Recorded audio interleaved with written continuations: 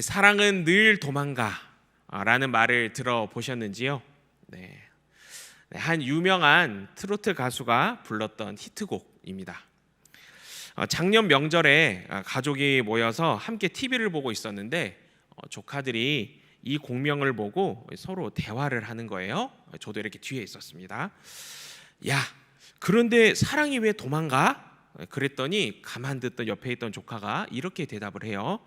야, 사랑은 안 도망가. 사람이 도망가. 요즘 아이들의 화법이 날로 놀랍습니다. 마냥 어리다고만 생각했는데 나이가 어리다고 단순히 생각도 화법도 다 어리기만 한 게 아니더라고요. 그래, 정말 가사가 슬프구나. 멍하니 TV를 보던 제가 배우는 시간이었습니다. 사랑하는 성도 여러분, 사랑이 도망간다고 생각하시나요? 아니면 사람이 도망간다고 생각하시나요? 우리는 사랑이 영원하지 않고 또 사랑은 변한다고 생각할 때가 있습니다. 그래서 믿을 수 없고 기댈 수 없기에 사랑의 빚을 질 필요가 없고 사랑의 빚을 질 이유가 없다고 생각하곤 합니다.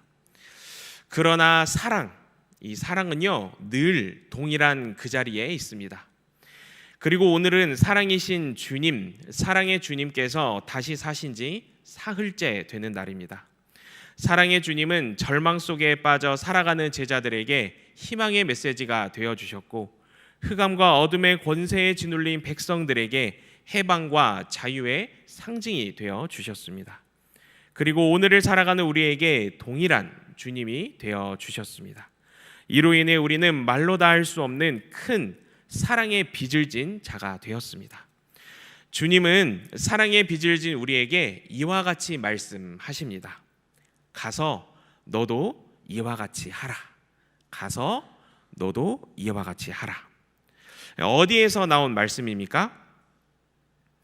가장 큰 두 가지 계명, 하나님 사랑과 이웃 사랑을 말씀하시며 이 착한 사마리아인, 이 선한 사마리아인 이야기를 비유로 드신 예수님의 가르침에서 기록된 말씀이지요.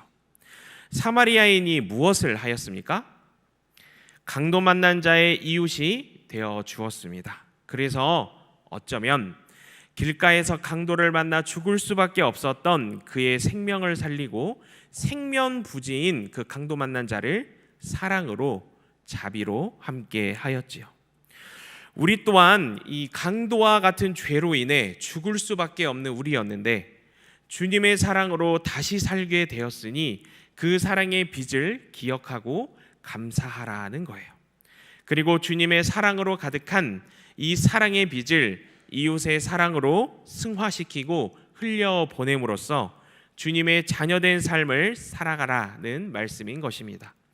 그래서 오늘 말씀 제목을 사랑의 빚 외에는으로 정해보았습니다. 옆 사람을 보면서 이렇게 한번 축복을 해볼까요? 사랑의 빚을 집시다. 네, 사랑의 빚을 진다. 이 사랑의 빚을 진다라는 표현은요, 참으로 축복의 표현입니다. 우리가 누군가를 절실히 사랑했을 때, 또 누군가를 절실히 사랑할 때를 한번 떠올려 볼까요? 그 사랑 안에는 계산이나 높고 낮음이 있습니까? 누군가를 열렬히 사랑했던 그 기억을 되짚어 보면은요, 그 사랑 안에 있는 우리의 모습은 계산도, 길고 짧음도, 높고 낮음도 존재하지 않았습니다. 어떻게 하면 하나라도 더 좋은 것을 줄 수 있을까? 어떻게 하면 저 사람이 나로 인해 더 행복해질 수 있을까? 나는 저 사람이 좋아하는 말과 행동을 해야지. 나는 저 사람이 싫어하는 말과 행동은 하지 말아야지. 그걸 고쳐야지. 어떻게든 없는 시간을 내고 잠을 줄여서라도 나를 날로 새롭게 해서 그 사람이 행복해 할 때 나도 절로 함께 행복해지는 순간들, 그 사랑의 순간을 누구나 한 번쯤 경험하셨을 거예요. 그렇게 누군가에게 사랑의 빚을 진다는 것은요, 누군가가 나를 사랑하고 있고 또 나를 위해 기도한다라는 것입니다. 어제보다 오늘 내가 더 건강할 수 있도록, 오늘보다 내일 더 행복할 수 있도록 곁에서 아무 조건 없이 함께 응원하고 함께 힘을 북돋아주는 사람이 있다라는 거예요. 이 얼마나 감사하고 또 감사한 일인지요. 그렇게 서로 간에 사랑의 빚을 진다라는 것은 주 안에서 주님의 사랑으로 날로 그 끈끈함이 더해져 감을 의미합니다. 이것은 품앗이의 개념도 아니고요, 반드시 주고받아야만 성립이 되는 거래의 개념도 아닙니다. 오직 사랑으로, 사랑하는 마음으로 주님께서 우리에게 그렇게 하셨던 것처럼 우리 또한 그렇게 서로가 사랑의 빚을 진다라는 것입니다. 저는 오늘 이 로마서 본문 말씀을 묵상하면서 또 이 사랑의 빚을 묵상하는 중에 문득 학창 시절 떠났던 전도 여행이 떠올랐어요. 모교회에서 가장 크게 준비하고 또 다 같이 기도하는 여름 수련회였는데요. 교회에서 세대별로 성경학교를 하는 대신 미취학부터 이 장년층까지 온 세대가 함께 이 선교의 마음으로 떠나는 전도 프로그램이었습니다. 당시 선정하여 기도했던 전도 불모지는요, 이 밀양이었어요. 밀양 땅. 밀양 땅이 전도 복음화율이 아주 낮다라는 거예요. 그래서 그 땅에 주의 이름이 널리 선포되기를 바라고 기도하며 이 사형리가 담긴 이 부채도 만들고 이 전도지도 만들고 여러 간식들이랑 준비물을 싸서 밀양 땅으로 떠났습니다. 밀양에 도착해서 현지 교회와 협력하여 이 마을을 돌아보고 마을 사람들을 만났습니다. 당시는 8월 한여름이었고 날씨가 정말 푹푹 쪘어요. 이 날이 더우니까 이제 가서 날이 푹푹 찌니까 가서 이렇게 부채질을 해드리면 이제 마을 동네 어르신들께서 이 전도 부채는 받으시는데 교회에서 왔다 하나님 사랑 이야기를 꺼내면 손으로 첼레레 팔레레 손으로 이렇게 하시면서 나는 그런 사랑 안 믿어. 영원한 사랑이 어딨어? 한사코 거절을 하시는 거예요. 사랑은 변하지, 사랑은 늘 도망가. 어디서 많이 들었던 이야기죠? 어떻게든 복음을 당시에 이렇게 전하고 싶은데 이 사랑 이야기만 꺼내면 이쪽으로 도망가시고 저쪽으로 도망가시고, 당시 이 어린 제 눈에는 사랑은 좋은 단어 아닌가? 사랑이 이렇게 막 경기를 막 일으킬 만한 이런 단어인가 싶을 정도였어요. 그래서 그날 저녁 밀양 전도팀이 한 자리에 모였습니다. 주님을 찬양하며 또 함께 기도하며 이 사랑에 대해서 다시 묵상하는 시간을 가졌어요. 주님께서 우리를 사랑하시되 죽기까지 사랑하심으로 십자가에 못 박히실 때 당시 그 현장에 있던 수많은 유대인들과 또 로마 병정들과 바리새인들은 무엇을 하고 있었나? 오히려 주님을 부정하며 조롱하기 바빴음을 묵상하게 되었습니다. 그렇다면 오늘날 십자가에 못 박힌 주님 앞에서 사랑의 빚진 자 된 우리는 주님을 향해 무엇을 하고 있는가? 이 모여서 함께 기도하며 묵상하기 시작했습니다. 우리도 사랑을 몰랐던 시절이 있을 때, 사랑은 늘 도망가고 이 사랑은 변한다고만 생각했을 때, 그렇기에 주님의 사랑 믿지 못하고 주님께로부터 멀어져만 갔을 때, 우리를 영원한 사랑으로 안아주시고 품어주신 주님, 언제나 여전히 그 자리에서 우리를 사랑한다 말씀하여 주셨던 주님, 주님의 사랑을 다시금 바라보기 시작했습니다. 그래서 주님의 사랑은 영원하다, 주님의 사랑은 통한다 선포하며 어느새 전도팀 모두가 주님의 사랑으로 다시 하나 되기 시작했어요. 다음 날 사랑의 빚진 자 된 마음으로 밀양 땅 마을로 다시 나아갔습니다. 부채질을 다시 해주는 대신 옆에서 같이 낫을 들고 논밭에서 어르신들의 일거리를 돕기 시작했어요. 하나님 사랑을 말하기 전에 마을 내에서 옮겨야 할 온갖 무거운 짐들을 손수 함께 나르고 돕기 시작했습니다. 이 몸이 불편한 어르신들을 파악해서 차량 운행도 하고요, 등산을 좋아하는 마을 사람들과 함께 산에 오르기도 했습니다. 이 전도팀에 양봉하시는 분이 계셔서 벌집도 아주 전문적으로 제거를 했고요, 이 찍찍이를 설치해서 쥐도 잡았습니다. 이 쥐 잡을 때 어찌나 좋아하시던지 다음 날에는 쥐잡이 팀을 따로 만들었어요. 네. 네, 저도 함께 잡았습니다. 네, 그렇게 하루, 이틀, 사흘 동안 그저 그 마을에서 미리암 그 지역에서 필요해 보이는 곳이면 이유 없이 아무 조건 없이 뛰어 들어가고 도움이 필요한 것이면 함께 마음을 모았습니다. 미량 땅 그 지역에 마을 사람들의 마음이 그러다 보니 조금씩 열리기 시작했어요. 마을 사람들은요, 어느새부턴가 그렇게 생각했던 것 같아요. 우리가 지금 사랑의 빚을 졌구나, 이렇게 생각하셨던 모양이에요. 그래서 절대로 먼저 안 걸으셨는데 이제는 먼저 말을 거시는 거예요. 이것이 하나님 사랑이요? 네, 먼저 물어보기도 하시고, 지난번에 갖고 왔던 그 부채 좀 줘봐, 자세히 읽어볼란 게 부채 요청도 하시고, 그래서 이제 마음에 다가오는 거예요. 이것이 하나님 사랑을 흘려보내는 것이로구나.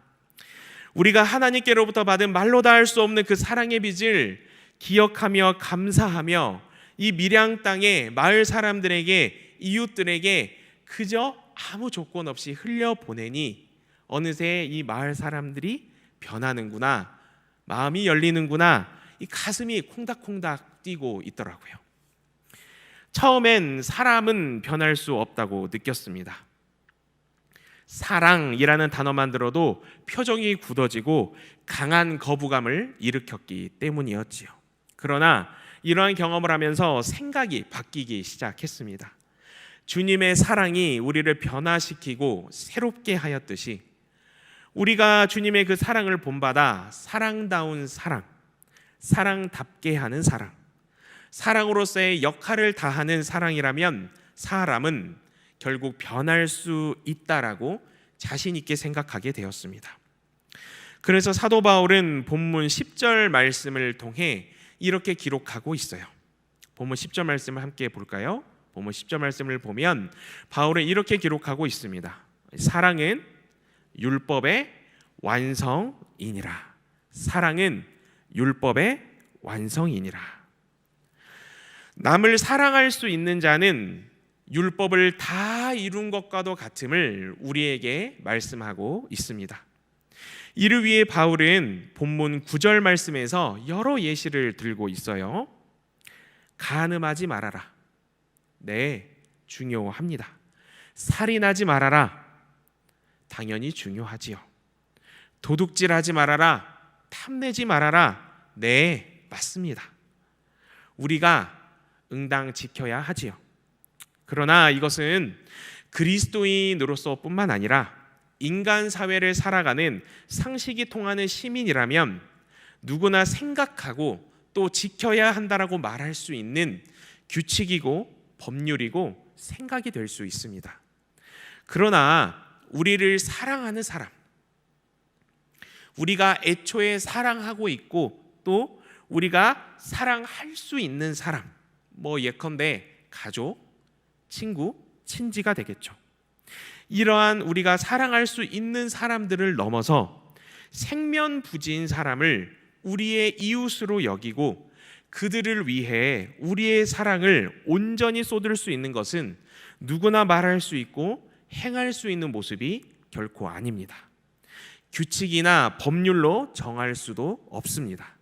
이것은 오직 주님께 사랑의 빚진 자 된 그리스도인이기에 말할 수 있고 행할 수 있는 모습입니다.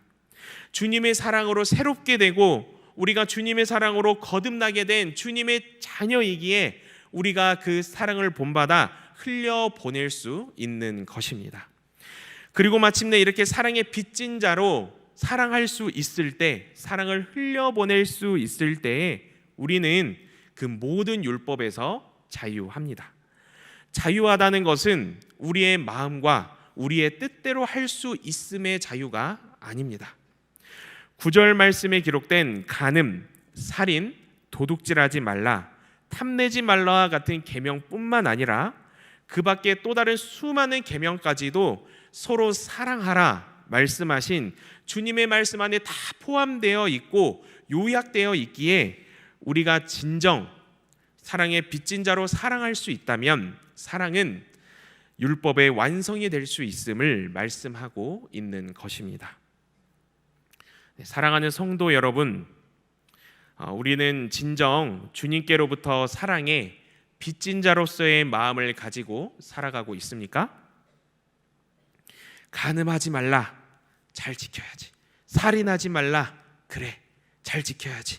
도둑질하지 말라, 이러한 계명들은 잘 지키면서도 정작 그 마음에는 주님의 사랑이 쩍쩍 갈라진 이 메말라 버린 땅과 같이 증발되고 사라져 버려서 사랑은 늘 변하고 사랑은 영원하지 않다고 생각하고 계십니까?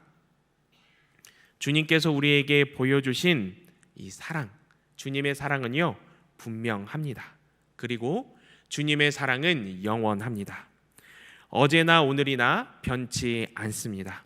그 사랑을 십자가를 통해 행하시고 이루시고 보여주셨습니다.